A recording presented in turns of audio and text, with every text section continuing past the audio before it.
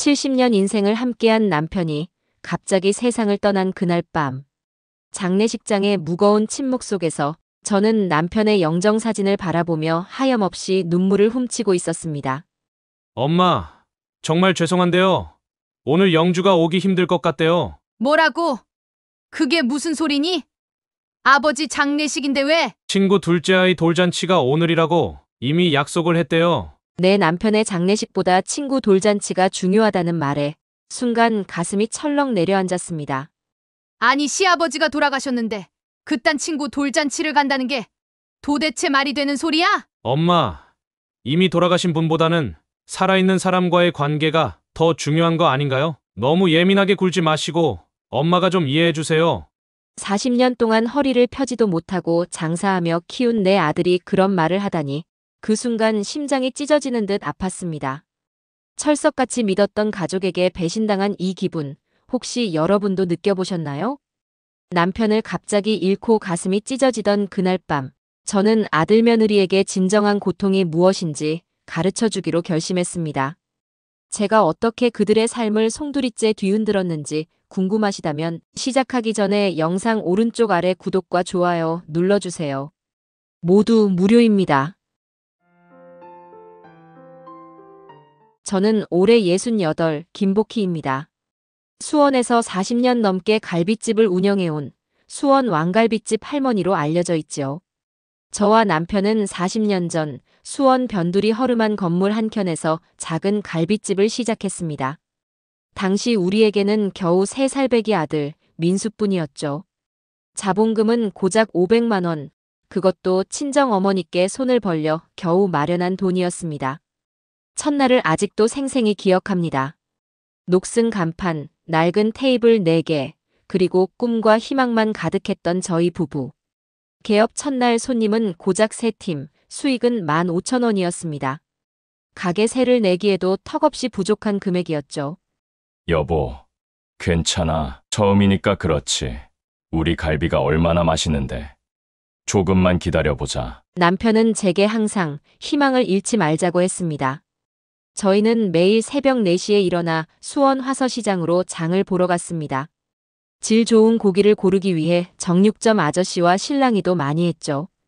그렇게 하루 종일 일하고 밤 12시가 넘어서야 문을 닫는 고된 나날을 보냈습니다.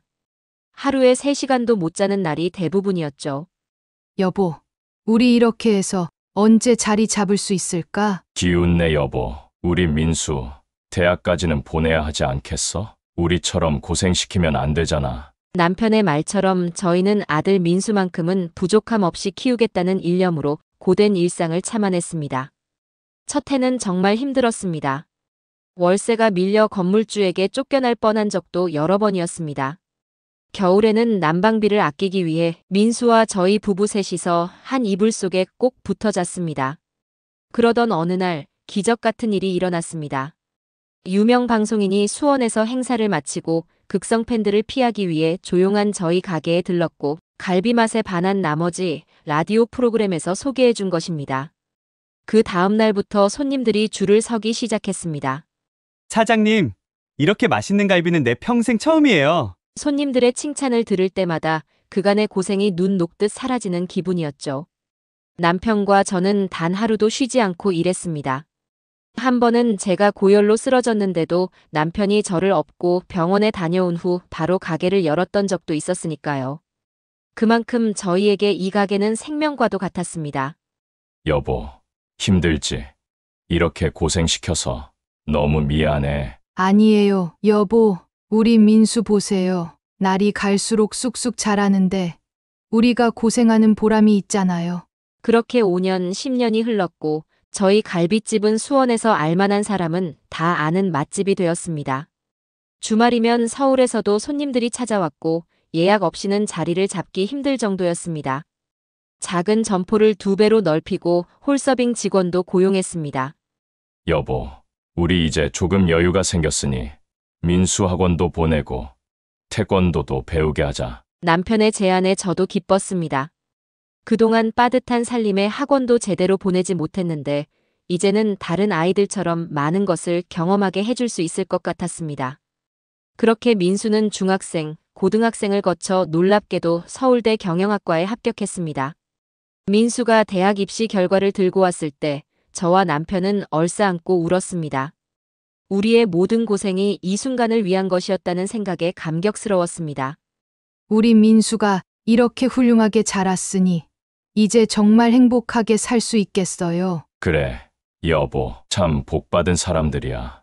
우리는 대학 시절 민수는 서울에서 자취를 했습니다. 매주 주말이면 집에 내려와 저희를 돕곤 했죠. 그 시기에 가게는 더욱 번창했습니다. 15평이던 가게를 30평으로 확장했고 직원도 10명 넘게 고용했습니다. 민수는 대학을 우수한 성적으로 졸업하고 큰 대기업에 취직했습니다. 첫 월급을 받아온 날 제게 금반지를 선물했던 기억이 납니다. 그때 얼마나 가슴이 뭉클했는지 모릅니다. 어머니, 아버지, 제가 소개할 사람이 있어요. 제 여자친구 영주예요. 민수가 28 되던 해 영주라는 여자친구를 데려왔습니다. 단정한 옷차림에 공손한 인사, 처음 본 순간 마음에 들었습니다. 영주는 민수와 같은 회사에서 일하는 사이였고 두 사람은 2년 정도 사귀었다고 했습니다. 아이고, 우리 며느리 될 사람이 참 예쁘네. 민수야, 좋은 사람 만났구나. 반년 후 두 사람은 결혼식을 올렸습니다. 수원에서 제일 큰 웨딩홀을 빌려 화려하게 치른 결혼식이었습니다. 저희 가게 단골 손님들도 많이 참석해 주셔서 더욱 빛나는 자리였죠.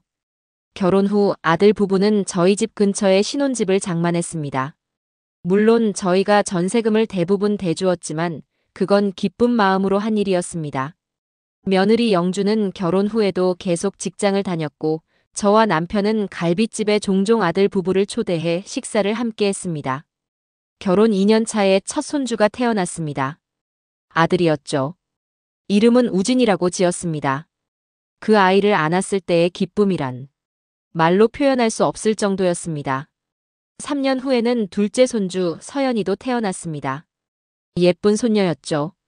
두 아이를 키우느라 며느리 영주는 직장을 그만두었고 민수 혼자 가정을 책임지게 되었습니다. 그러던 중 남편의 건강에 이상이 생겼습니다.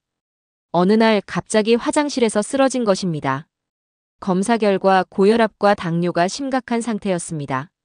의사는 안정이 필요하다며 일을 줄이라고 권고했습니다. 어르신, 이대로 계속 일하시다가는 더 큰 문제가 생길 수 있습니다. 여보, 이제 가게는 민수 내외에게 맡기고 우리도 좀 쉬어야 하지 않겠어요? 제 말에 남편도 동의했습니다. 당시 민수는 42, 이제 충분히 가게를 맡길 수 있는 나이였으니까요. 3년 전 저희는 갈빗집 운영을 아들 내외에게 맡겼습니다. 40년 동안 일궈온 가게였기에 쉬운 결정은 아니었습니다. 하지만 남편의 건강을 위해서는 필요한 결정이었습니다. 다만 가게 명의는 아직 제 이름으로 남겨두었습니다. 긴 세월 일군 터전이라 섣불리 놓을 수 없었던 거죠. 어머니, 걱정 마세요. 저희가 잘 운영할게요. 매달 수익금도 정확히 보고 드릴게요. 민수의 약속과 함께 저희 부부는 처음으로 은퇴라는 것을 경험했습니다. 처음에는 어색했습니다. 40년 넘게 매일 아침 일찍 일어나 가게로 향하던 습관이 하루아침에 사라진 것이니까요. 여보, 우리 이제 여행이라도 다닐까? 제주도도 가보고 유럽 여행도 한번 가보자. 남편은 은퇴 후 여행 계획을 세우며 즐거워했습니다. 저도 그런 남편을 보며 행복했습니다. 아들 내외도 잘 지내고 손주들도 건강하게 자라고 이제 우리도 조금은 삶을 즐길 수 있겠다 싶었습니다. 은퇴 후 매달 민수가 가게 수익에 대한 보고서를 가져왔고 저희는 작은 텃밭을 가꾸며 여유로운 삶을 즐겼습니다. 가끔 가게에 들러 손님들을 만나기도 했지만 대부분은 일상을 즐기는데 시간을 보냈습니다. 그 시간들이 얼마나 소중했는지 모릅니다. 남편과 함께 편안하게 보낸 그 시간들이 제 인생 최고의 순간이었죠. 그런데 올 봄 갑작스러운 일이 벌어졌습니다. 여보, 가슴이 아파. 새벽 3시 옆에서 자던 남편이 갑자기 가슴을 부여잡으며 숨을 가쁘게 쉬었습니다. 처음에는 체한 줄 알고 따뜻한 물을 가져다 주었는데 남편의 상태가 점점 악화되었습니다. 얼굴이 창백해지고 식은땀을 흘리는 모습에 저는 바로 119를 불렀습니다. 선생님, 제 남편이 가슴이 아프다고 하는데 빨리 와주세요. 구급차가 도착하기까지의 10분이 마치 10시간처럼 느껴졌습니다. 남편의 손을 꼭 잡고 괜찮아질 거라고 말했지만 저보다 남편이 더 저를 걱정하는 눈빛이었습니다. 여보, 미안해. 그 말이 남편의 마지막 말이었습니다. 병원에 도착했을 때는 이미 심장이 멈춘 상태였고 의사들의 응급처치에도 남편은 돌아오지 않았습니다. 심근경색이라는 진단. 하루 전만 해도 우리 내일 공원 좀 다녀올까? 라고 말했던 사람이 이렇게 갑자기 제 곁을 떠났습니다. 그날 이후 제 세상은 완전히 달라졌습니다. 40년 넘게 함께한 반려자의 갑작스러운 죽음은 저를 완전히 무너뜨렸습니다. 이렇게 준비도 없이 혼자가 될 줄은 몰랐습니다. 장례식을 준비하면서 많은 분들이 도와주셨습니다. 가게 단골 손님들도 많이 찾아와 남편을 추모해 주셨고 오랜 친구들도 저를 위로해 줬습니다. 하지만 가장 힘들었던 것은 아들과 며느리가 보여준 태도였습니다. 장례식 첫날, 민수는 저와 함께 있었지만 며느리 영주는 바쁘다며 잠깐 들렀다가 금방 가버렸습니다. 둘째 날도 비슷했습니다. 그리고 마지막 날, 민수가 조심스럽게 제 손을 잡으며 말했습니다. 어머니, 정말 죄송한데요. 오늘 영주가 오기 힘들 것 같아요. 순간 제 귀를 의심했습니다. 무슨 소리니? 아버지 장례식인데 왜? 친구 아이 돌잔치가 오늘이래요. 이미 약속을 해서 어쩔 수 없대요. 가슴이 철렁 내려앉았습니다. 시아버지의 장례식보다 친구 아이 돌잔치가 중요하다는 말에 숨이 막혀왔습니다. 그게 말이 되니? 내 아버지 장례식인데!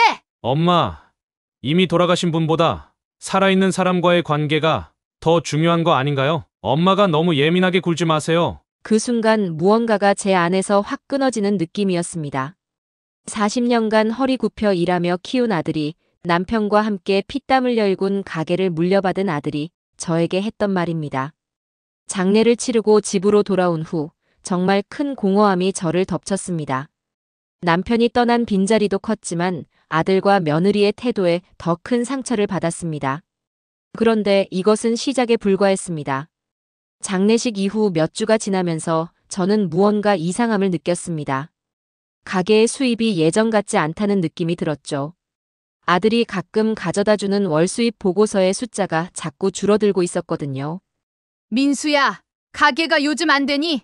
손님이 줄었나? 아니에요, 어머니. 잘 되고 있어요. 경기가 안 좋아서 그렇지 걱정 마세요. 아들의 대답이 석연치 않아 직접 가게에 들러보기로 했습니다. 평일 점심시간, 가게는 여전히 손님으로 북적였습니다. 주방에서 일하는 민수를 보며 안심했지만 사무실에 들어가 장부를 살펴보니 이상한 점이 많았습니다. 매출은 여전했는데 지출 항목에 개인 경비라고 적힌 금액이 상당했습니다. 한 달에 1,000만 원이 넘는 돈이 그렇게 빠져나가고 있었죠. 더 자세히 살펴보니 사무실 서랍에서 명품백 영수증 뭉치가 나왔습니다. 모두 며느리 영주 이름으로 된 영수증이었습니다. 가슴이 철렁 내려앉았습니다. 며느리가 가게 돈으로 명품백을 사고 있었던 겁니다. 민수도 알고 있을까? 의심이 들어 당분간 가게 밖에서 몰래 지켜보기로 했습니다. 며칠 후 민수가 출장을 간 사이 영주가 가게에 왔습니다. 계산대에서 현금을 꺼내더니 봉투에 담아 가방에 넣었습니다. 조심스럽게 뒤를 따라가 봤더니 정말 기가 막혀 말이 나오지 않았습니다. 친구들 만나 고급 레스토랑에서 점심을 먹고 백화점으로 향하더군요. 며느리는 백화점에서 또 명품백을 구경했습니다. 친구들과 이런저런 얘기를 나누는데 제 귀를 의심할 말이 들려왔습니다. 명품백 사는 거 시어머니가 알면 큰일 나. 지난번에도 민수 오빠가 어머니 알면 어떡하냐고 말렸거든. 근데 시어머니가 아직도 가게 명의를 우리한테 안 넘겨줘서 너무 속상해. 가게에서 손 뗀 지도 오래 지났고 이젠 우리가 열심히 일해서 번 돈인데 좀 마음껏 써도 되는 거 아닌가? 남편과 제가 평생 일구어온 가게, 아들에게 물려준 그 가게가 며느리의 사치품을 위한 수단이 되어 있었던 겁니다. 그것도 모자라 가게 명의까지 안 넘긴다고 뒤에서 수군대고 다니다니 믿을 수 없었습니다. 집으로 돌아와 한참을 생각했습니다. 아들에게 이 사실을 말해야 할까? 하지만 장례식에서 했던 말이 떠올랐습니다. 엄마가 너무 예민하게 굴지 마세요. 아들은 분명 또 며느리 편을 들게 뻔했습니다. 얼마 후 민수가 집에 찾아왔습니다. 매달 정기적으로 가져오던 보고서를 들고 온 것이죠. 이번에는 수익이 저번 달보다 20% 정도 줄었다고 했습니다. 민수야, 가게가 정말 괜찮은 거니? 왜 자꾸 수익이 줄어드는 거지? 어머니, 요즘 경기가 워낙 안 좋잖아요. 아버지 돌아가신 후로 단골 손님들도 좀 줄었고요. 정말 그것뿐이니? 다른 이유는 없고? 민수의 표정이 약간 굳어졌습니다. 어머니, 무슨 말씀이세요? 네 아내란 인간이 가게 돈으로 명품백 사고 다니는 거 알고 있니? 순간 민수의 얼굴이 하얗게 변했습니다. 하지만 아들의 다음 말에 저는 더 큰 충격을 받았습니다. 어머니, 그건 영주가 요즘 스트레스가 많아서 조금 위안을 얻으려고 그런 거예요. 그리고 어차피 가게는 저희가 운영하고 있잖아요. 수익의 일부를 우리 가정을 위해 쓰는 건 당연한 거 아닌가요? 민수야, 그게 무슨 소리니? 한 개에 몇백만 원이 넘는 명품백이 스트레스의 위안이 된다고? 그리고 가게는 너희에게 운영만 맡긴 거지. 소유권은 여전히 나한테 있어. 수익금도 너희 월급 빼고는 다 가게 운영과 비상금으로 적립하기로 약속했잖니. 어머니, 너무 옛날 방식으로 생각하시는 거 아닌가요? 요즘은 다들 이렇게 생활해요. 그리고 영주가 명품백 몇 개 산다고 가게가 망하는 것도 아니고. 정신 차려! 네 아내가 한 달에 1,000만 원이 넘는 돈을 개인 쇼핑에 쓰고 있어. 그게 명품백 몇 개 수준이야? 어머니, 과장하시는 거 아니에요? 그렇게 많이 썼을 리가. 장부 확인해봐. 다 증거가 있어. 민수는 더 이상 말을 잇지 못했습니다. 그저 고개를 숙이고 있었죠.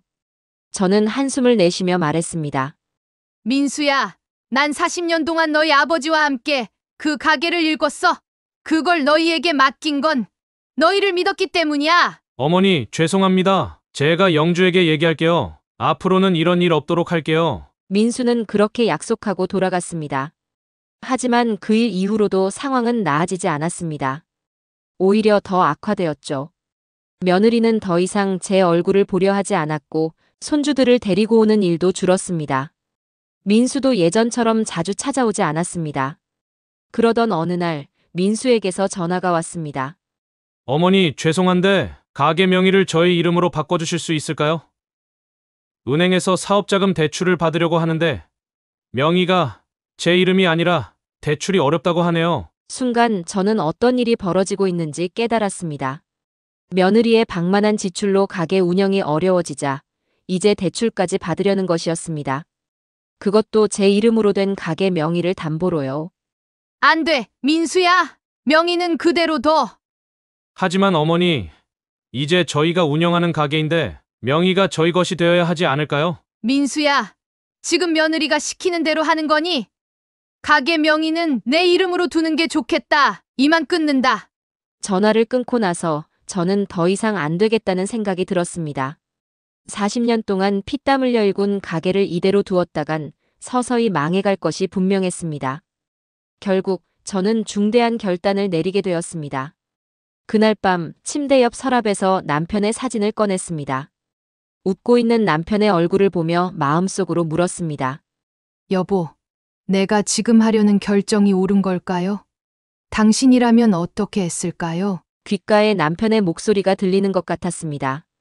여보, 당신은 항상 옳은 선택을 해왔어. 이번에도 당신 마음이 시키는 대로 해. 다음 날 아침 저는 신뢰할 수 있는 부동산 중개인을 찾아갔습니다. 20년 넘게 알고 지낸 장 사장은 저희 가게의 단골이기도 했습니다. 버키 씨, 무슨 일로 오셨어요? 요즘 잘 지내세요? 장 사장님, 사실은 갈비집을 매각하려고요. 장 사장의 눈이 커졌습니다. 네. 그 유명한 갈비집을요?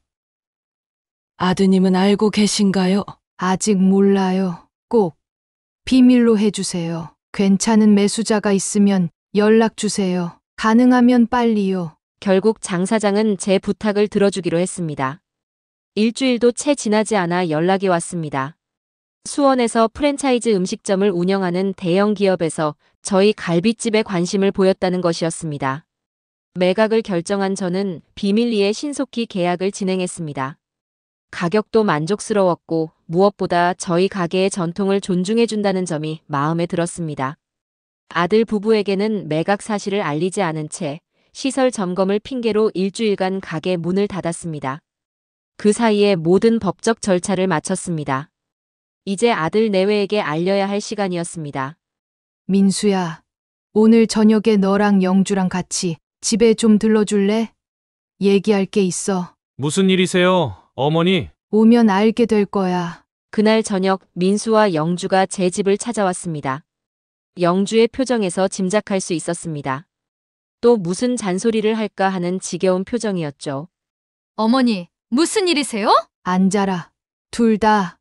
두 사람이 소파에 앉자 저는 준비해둔 서류 봉투를 꺼냈습니다. 이게 뭐예요? 갈비찜 매각 계약서야.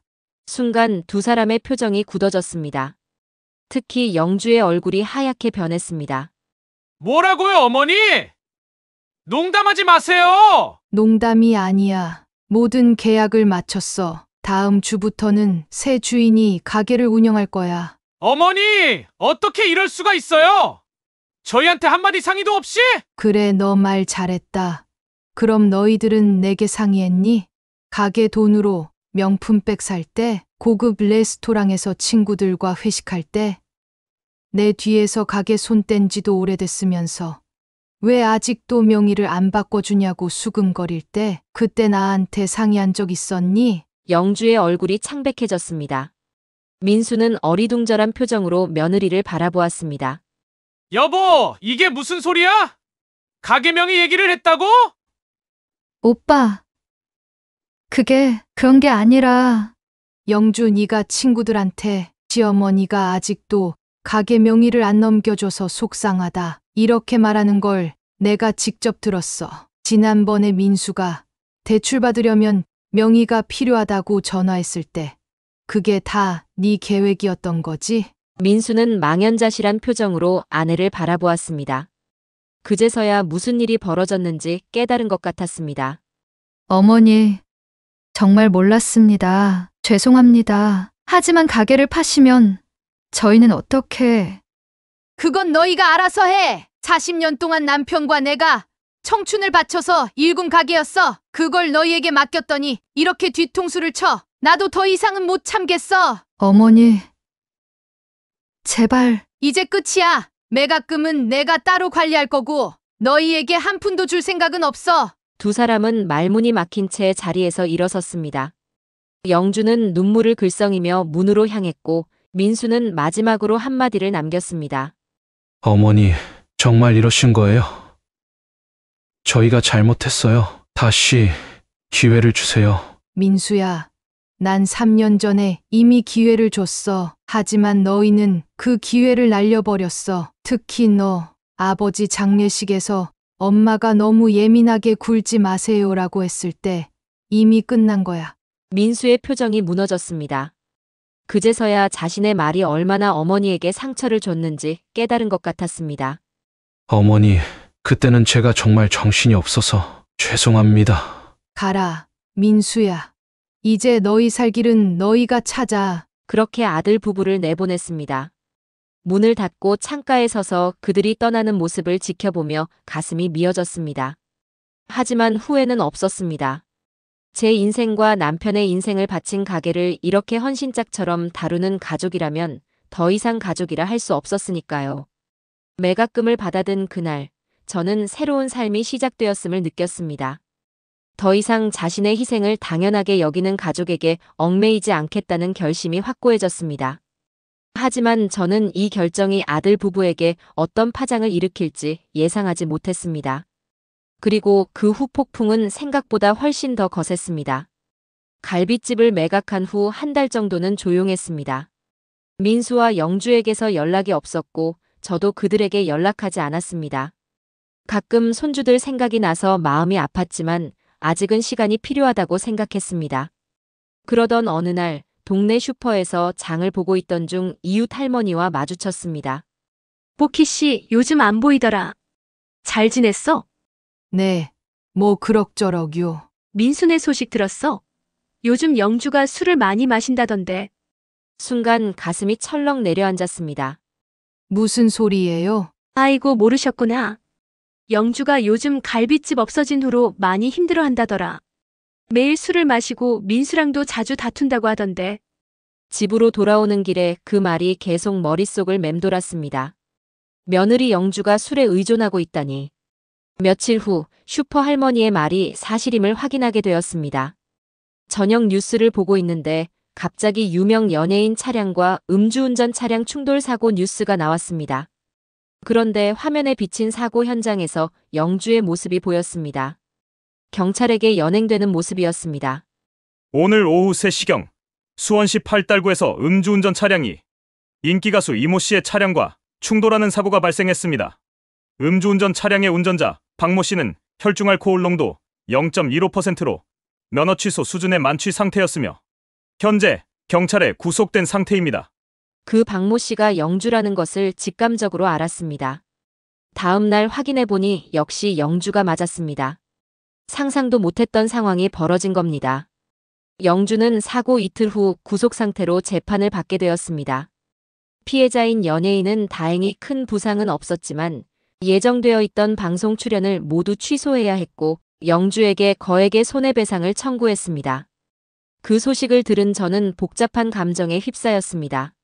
한편으로는 영주가 자업자득이라는 생각이 들면서도 다른 한편으로는 결국 이런 상황을 만든 것이 저라는 일종의 도의적인 책임 같은 죄책감도 들었습니다.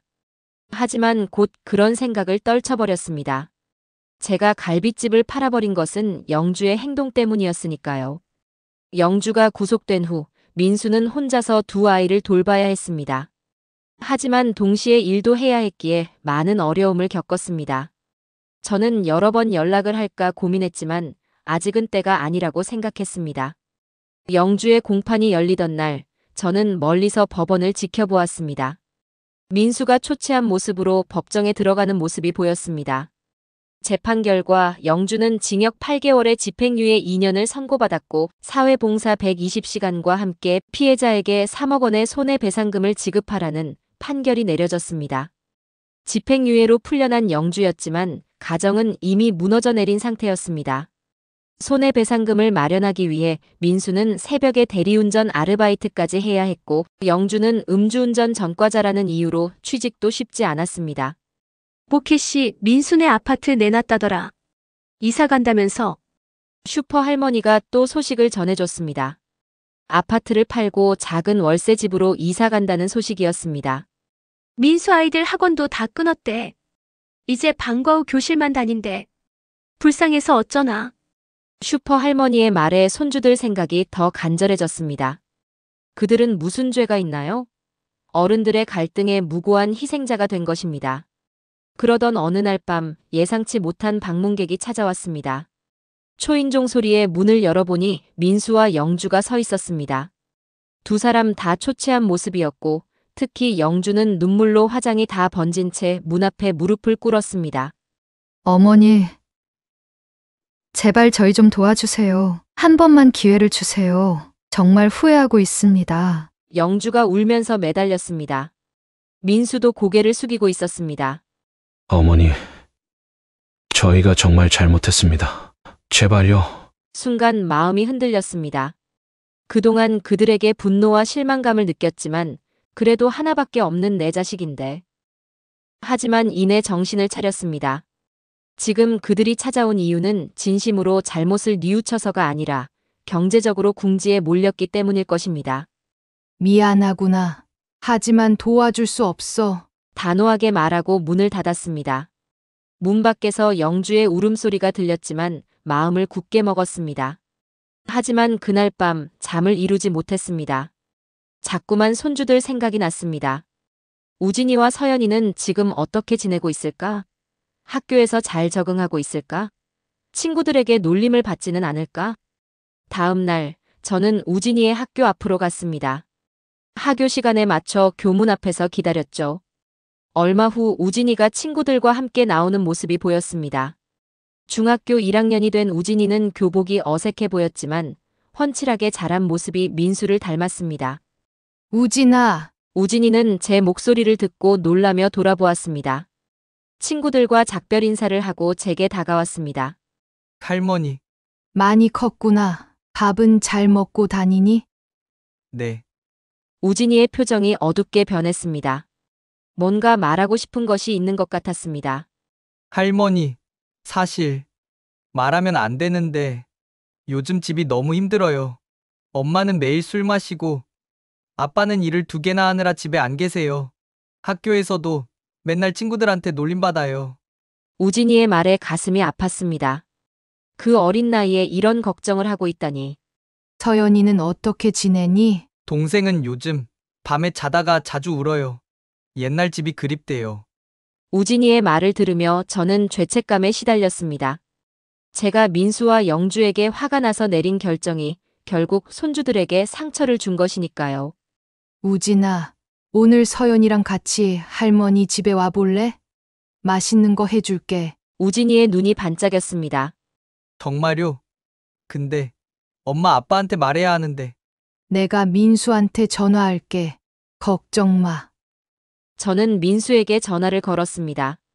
오랜만에 듣는 아들의 목소리는 지쳐 있었습니다. 어머니, 민수야, 우진이랑 서연이 오늘 내가 좀 데리고 있을게. 저녁에 데려다 줄 테니 걱정 말고. 잠시 침묵이 흘렀습니다. 네. 알겠습니다. 감사합니다. 우진이와 함께 서연이를 데리러 초등학교로 갔습니다. 2학년이 된 서연이는 저를 보자마자 뛰어와 안겼습니다. 할머니, 보고 싶었어요. 할머니도 보고 싶었어. 우리 예쁜 서연이. 저희 집에 도착한 아이들은 마치 며칠 굶은 사람처럼 제가 차려준 음식을 허겁지겁 먹었습니다. 특히 서연이는 갈비찜을 보자 눈이 반짝였습니다. 할머니 갈비찜이 최고예요. 엄마가 해주는 것보다 훨씬 맛있어요. 아이들과 함께 시간을 보내며 많은 생각이 들었습니다. 민수와 영주에게는 여전히 분노와 실망감이 남아 있었지만 아이들은 아무런 죄가 없었습니다. 그들은 그저 어른들의 갈등에 휘말린 것뿐이니까요. 저녁이 되어 아이들을 데려다 주기 위해 민수의 새 집으로 향했습니다. 예전에 넓고 깨끗한 아파트가 아닌 오래된 연립주택의 작은 집이었습니다. 문을 열어준 민수는 저를 보고 어색하게 인사했습니다. 어머니, 들어오세요. 집 안은 생각보다 정리가 잘 되어 있었지만 좁고 오래된 느낌이었습니다. 영주는 보이지 않았습니다. 영주는? 아르바이트 하러 좀 전에 나갔어요. 요즘 편의점에서 야간 알바를 시작했어요. 갑자기 분위기가 어색해졌습니다. 아이들은 방으로 들어갔고 저와 민수만 거실에 남았습니다. 어머니, 지난번에는 정말 죄송했습니다. 너무 다급한 마음에. 민수야, 난 너희에게 여전히 화가 많이 나 있어. 하지만 우진이와 서연이는 다르지. 그 아이들이 너무 불쌍해. 민수의 눈에 눈물이 고였습니다. 정말 죄송합니다. 어머니, 저희가 너무나도 큰 실수를 했어요. 영주도 많이 반성하고 있습니다. 술도 끊었고요. 갑자기 방에서 서연이가 뛰어나왔습니다. 할머니, 가지 마세요. 우리랑 같이 살아요. 서연이의 순수한 외침에 저는 마음이 무너졌습니다. 아이를 꼭 안아주며 생각했습니다. 과연 내가 지금 옳은 일을 하고 있는 걸까? 집으로 돌아오는 길, 제 마음속에는 큰 파도가 일고 있었습니다. 아직 민수와 영주를 완전히 용서할 수는 없지만 손주들을 외면할 수는 없었습니다. 결국 그날 밤, 저는 다시 한번 중대한 결정을 내렸습니다. 손주들만큼은 도와주기로 한 것입니다. 아직 민수와 영주를 용서할 수는 없지만 아이들은 이 갈등의 무고한 희생자였으니까요. 다음 날 아침, 저는 오랫동안 거래해온 변호사를 찾아갔습니다. 김 여사님, 오랜만입니다. 어떤 일로 오셨나요? 안녕하세요, 변호사님. 손주들을 위한 교육 신탁을 만들려고요.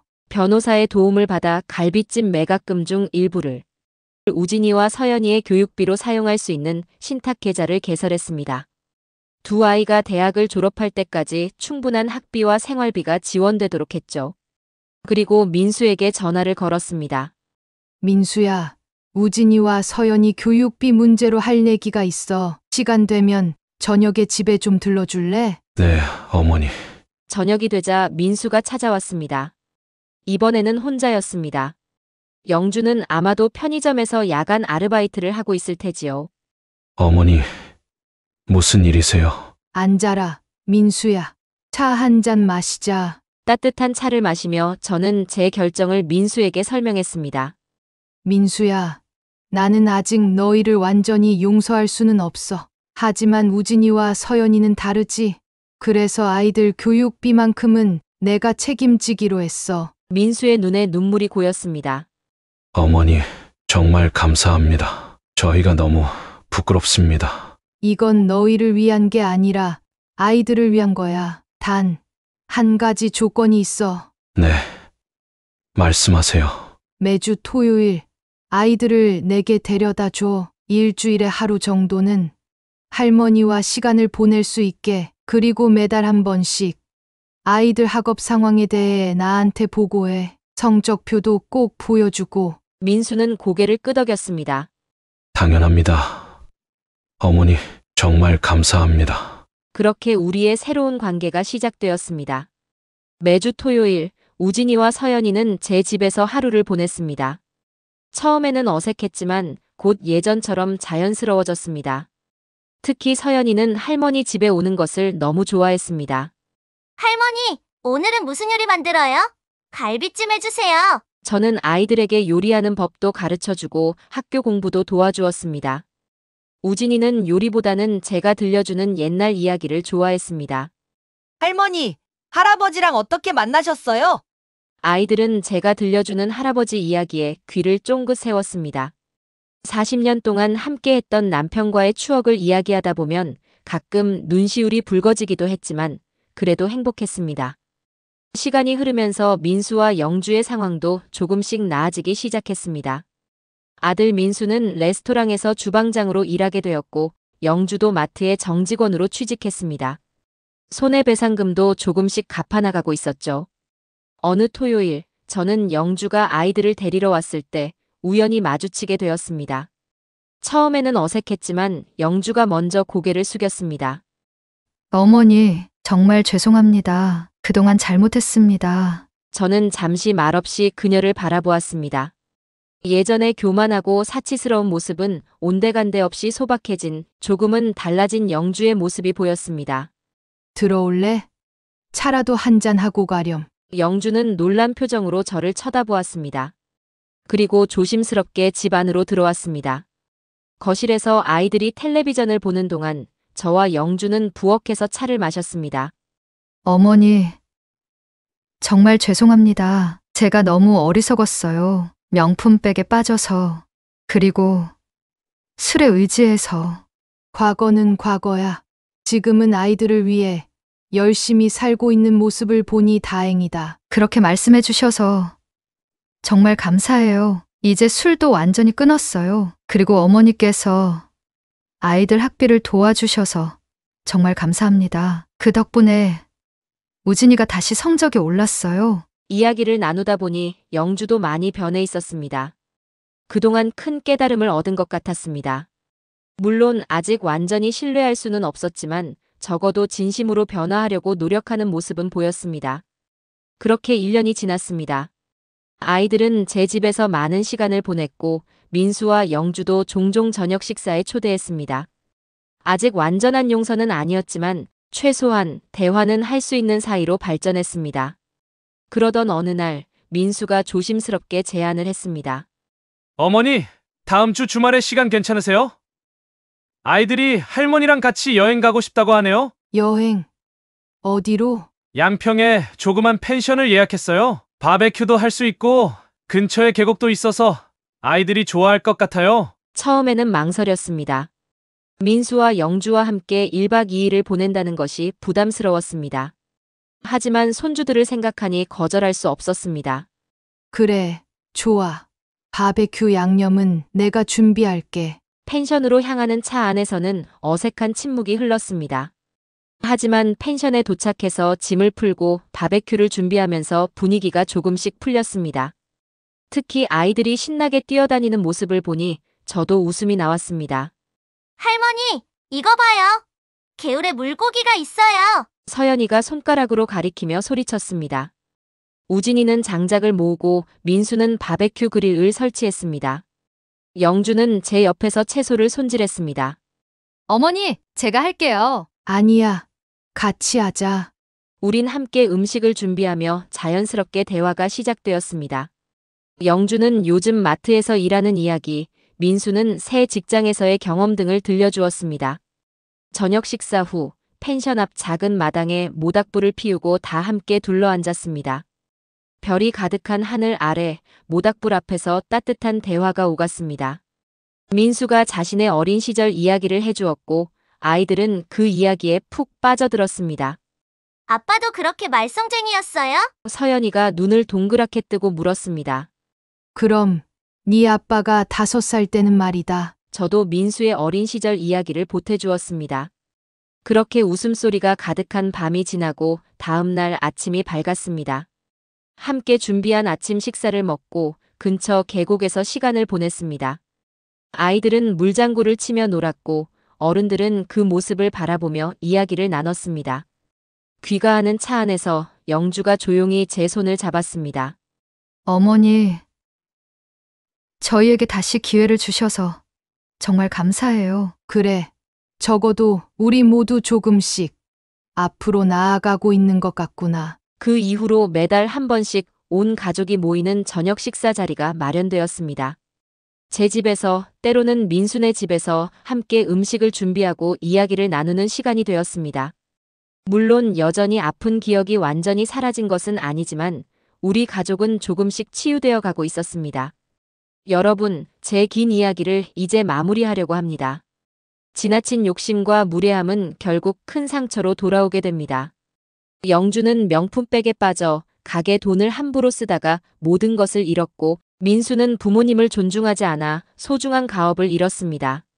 하지만 동시에 완전한 단절만이 해결책은 아니라는 것도 배웠습니다. 처음에는 관계를 끊고 싶었지만 손주들을 통해 다시 새로운 관계를 시작하게 되었으니까요. 가족이란 무조건적인 용서가 아니라 서로를 존중하고 책임을 다할 때 의미가 있는 것입니다. 가족 관계에서 가장 중요한 것은 상호 존중입니다.